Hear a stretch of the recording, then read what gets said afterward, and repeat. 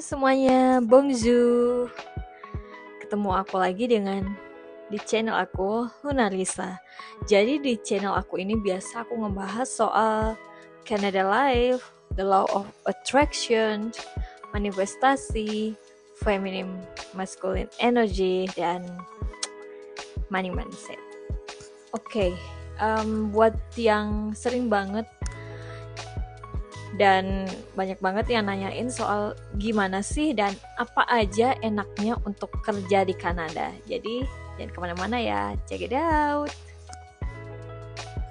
Jadi apa aja sih enaknya buat kerja di Kanada?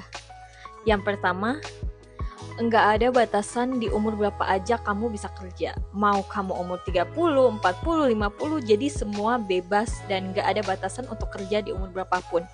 Bahkan, Canadian sendiri pun enggak ada batasan untuk mereka pensiun di umur berapa. Selama mereka masih kuat untuk bekerja, mereka bakalan terus kerja dan biasanya sih mereka lebih banyak yang ngambil pensiun sendiri ya dibandingkan untuk diberhentikan. Nah, untuk yang kedua adalah ada kenaikan minimum wage ataupun kenaikan gaji di setiap posisi yang kamu dapatkan. Misalkan nih, aku pertama kerja sebagai kru di restoran. Terus misalkan tahun depan aku dapat kenaikan posisi, jadi gaji aku tuh bertambah. Dan bahkan dari pengalaman aku sendiri, pemerintah Kanada menaikkan minimum wage atau upah minimum hampir setiap tahun. Itu kenaikannya bisa sampai $1 atau 1,5 dan itu pasti akan ada. Oke, jadi yang nomor 3 adalah biasa dapat vacation payment. Jadi setiap kalian ngambil cuti ataupun ngambil liburan, itu perusahaan atau siapapun di tempat kalian bekerja itu bakal membayar kalian selama berapa hari kalian ngambil vacation atau liburan yang kalian bakal ambil. Jadi dan biasanya mereka itu gajinya itu hampir seperti kalian bekerja 1 jam. Jadi misalkan kalian kerja 15 jam $15 per hours, jadi mereka bakal kerja, jadi ada hitungannya ya, jadi kayak gitu. Jadi kalian gak usah khawatir, kalian mau liburan, cuti selama apapun, mereka bakal ngebayar kalian.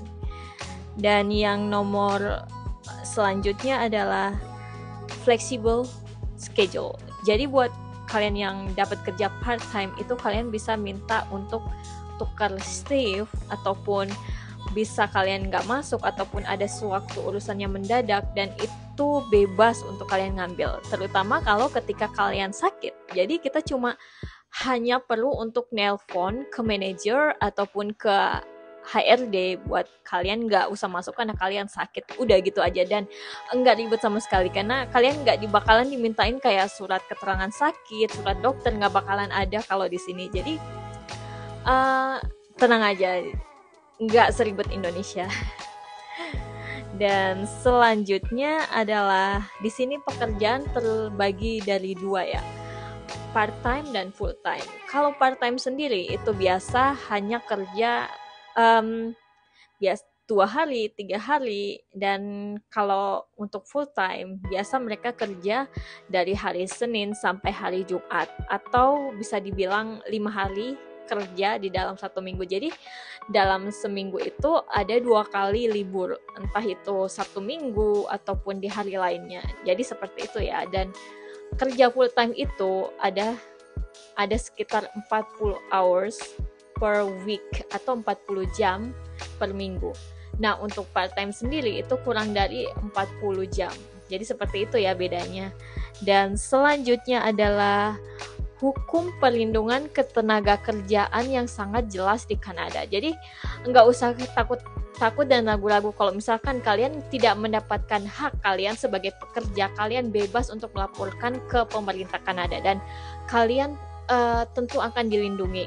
Terutama ketika kalian mendapatkan perlakuan yang tidak semena-mena ataupun tidak senonoh dari atasan, kalian bebas melaporkan itu kepada pemerintah dan pemerintah akan tegas untuk mengambil tindakan yang kalian sudah laporkan itu. Dan selanjutnya adalah ada tip untuk setiap pekerja yang sebagai server. Jadi aku punya beberapa teman yang bekerja sebagai server dan mereka selalu mendapatkan tip yang lumayan. Misalkan nih, 1 kali bill minimum tip itu 15% atau 15%, itu sekitar 9 sampai 10 dolar, bisa jadi lebih. Kalian wajib ngetip kalau di sini kepada server, karena gaji server itu bisa dibilang minimum ya. Jadi kalian wajib untuk ngetip buat server. Jadi gitu ya. Dan juga buat kalian yang kerja di restoran, biasanya mereka ngasih makan gratis, entah itu lunch, dinner. Jadi kalian seperti itu ya kalau bekerja di restoran. Dan kalaupun nggak gratis, itu ada potongan hampir 50% untuk konsumsi untuk makanan kalian sendiri. Dan untuk yang bekerja di tempat yang agak terpencil, biasa itu disediakan akomodasi dari pemerintah gitu ya. Dari itu biasa ada bus gratis. Kalau di lingkungan tempat kerja aku dulu, ada namanya bus gratis yang selalu keliling sampai anterin kalian ke stasiun gitu ya. Dan untuk pekerja full time ada namanya gratis asuransi buat kalian. Jadi itu asuransi nggak hanya untuk kalian, tapi untuk pasangan, untuk anak, untuk family, dan itu berlaku ya. Dan selanjutnya adalah di sini ada namanya holiday atau bisa aku bilang holiday statutory. Jadi ketika kalian masuk kerja pada tanggal merah ataupun hari besar nasional, kalian itu berhak mendapatkan gaji sekitar 1,5 sampai 2 kali lipat dari gaji harian kalian. Jadi kalian dapat gaji itu double kalau kalian masuk di hari libur atau tanggal merah nasional di Kanada. Jadi kalian dapat gajinya itu enak banget kalau misalkan holiday. Soalnya pada tanggal itu pemerintah sudah seharusnya tutup ya untuk semua restoran ataupun kantor, tapi ketika kalian masuk kerja, kalian wajib untuk dibayar lebih dari apa yang kalian dapatkan di hari biasanya. Dan juga di sini ada namanya kerja overtime. Jadi overtime itu kalian sudah pasti akan mendapatkan bayaran overtime. Jadi jangan khawatir kalau kalian kerja lembur, itu bakalan tetap dibayar. Jadi gitulah. Jadi aturan-aturan itu ada. Jadi kalau mereka tidak patuhi dan bisa jadi izin dari perusahaan itu bakalan dicabut. Dan selain enaknya doang, aku bakal ngejelasin apa aja nggak enaknya untuk kerja di Kanada. Jadi kalau menurut pribadi aku, ke benefitnya lebih banyak dibanding minusnya sendiri. Kalau minusnya sendiri itu kebanyakan kalau kalian kerja di sektor umum, kalian kebanyakan adalah berdiri. Jadi bisa jadi kalian berdiri sekitar 6 jam sampai 7 jam, dan istirahat itu hanya sekitar 30 sampai 1 jam aja ya. Jadi kebanyakan itu berdiri. Tapi menurut aku sih kayak selama kerja hampir lebih dari 1 sampai 2 tahun itu kayak nggak terasa sama sekali, karena itu kerjanya fun dan lingkungannya bener-bener enak dan teman kerjanya supportive banget. Dan selanjutnya adalah yang nggak enaknya adalah kita dituntut harus lebih kreatif dan fast learning atau lebih cepat belajar gitu loh.